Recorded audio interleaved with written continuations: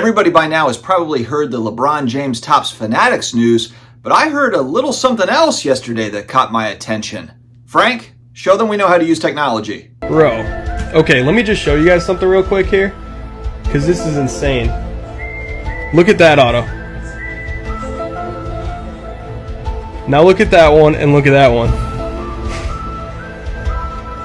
What the hell? That's got to be 3 different people. But I am telling you right now, back there is not real. The Break Wave tagged me on IG yesterday regarding Jalen Carter for the Eagles autographs. I believe they're all Panini products. And it's 3 different cards, 3 different products, like I said, but all different looking autographs. And this is kind of interesting. And I know we've talked about with autographs, hey, look, players can change their autograph over time and this sort of thing.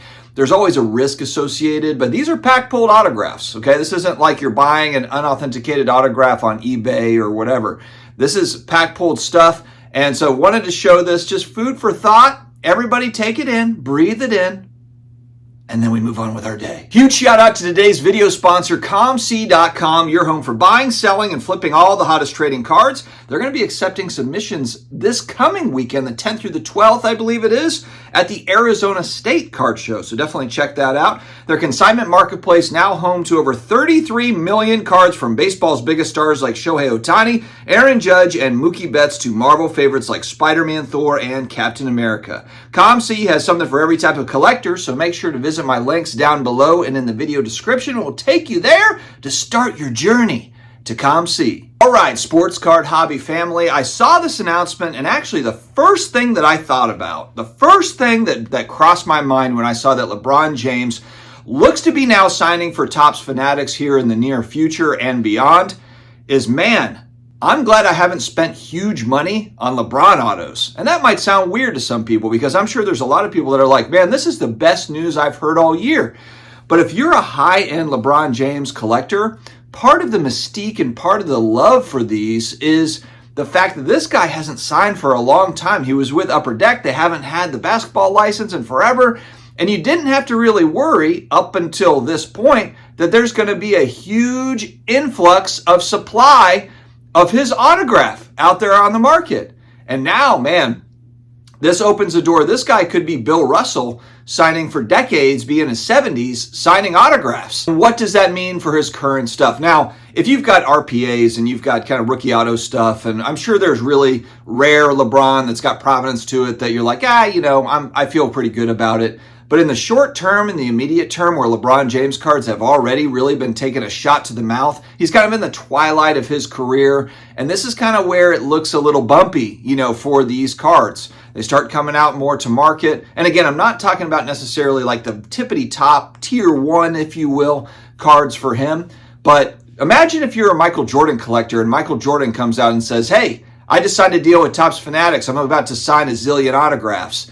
I would put mine up for sale probably immediately. And then I think this is funny here. You've got LeBron and Bronny dual auto. When I look at this, and this is no offense to Bronny, this is to me like a Peyton Manning, Jamarcus Russell autograph, dual autograph. And I know that might sound kind of harsh, but Bronny is not going to be even in the same stratosphere of a player as LeBron James. I don't think that's even any sort of a hot take. I don't think this guy is even really that relevant if his dad is not who he is. Now, let's say that you are a collector and you don't have huge money right now for these sorts of LeBron cards. This is great news for you because you will have options. Let's not forget, again, that Fanatics just paid $1 bazillion to play in this space.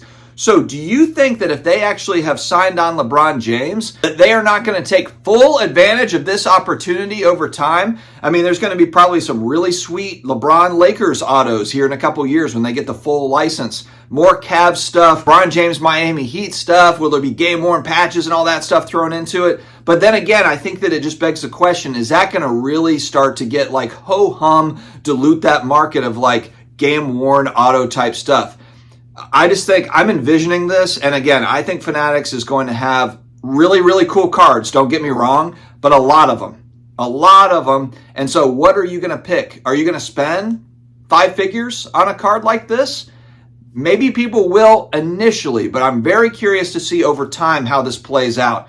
5 years in, 10 years in, and just assuming that LeBron is pumping out autos. Again, And I'm thinking of this kind of like Larry Bird is a good example of this. Larry Bird he's got a beautiful autograph.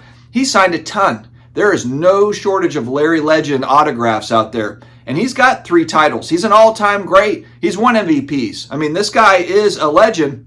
But a lot of these legendary guys, they're going to continue to sign on. And then what does that mean for the current supply? Collectibles is all about supply and demand. We know that. Now, will there be demand for LeBron James autographs? Of course there will be, in the same fashion that there would be for Michael Jordan stuff or for some other great player.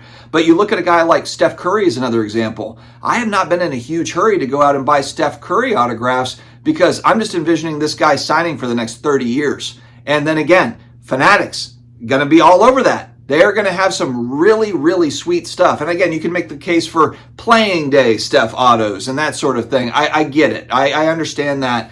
But it doesn't change the fact that this is going to get diluted down. This is just what I'm foreseeing. Again, I can't see the future. Maybe Fanatics does this very, very carefully, where they only bring out 100 total LeBron James autographs. They're very limited every single year. And some people might even say, well, that's still too many. 100 a year, that would be a lot. I think there's going to be more than that. I think there's going to be more for all of these guys. So if you were a collector and you don't have huge dollars, but man, you've been wanting to get a LeBron James autograph, the pricing might be coming down for you in the years ahead. I'm not talking about initially, because initially you're going to get the pop of people that are excited.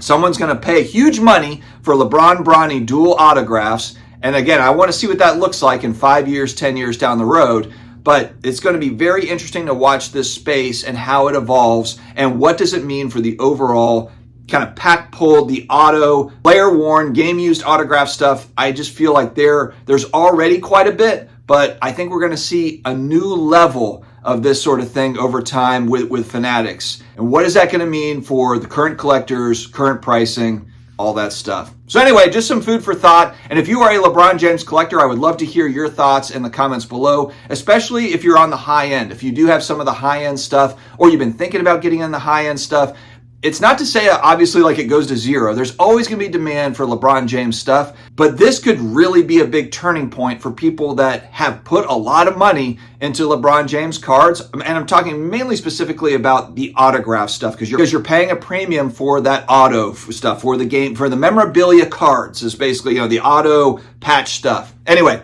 let me know your thoughts in the comments below. Stay healthy, stay awesome, and I will talk to you again later.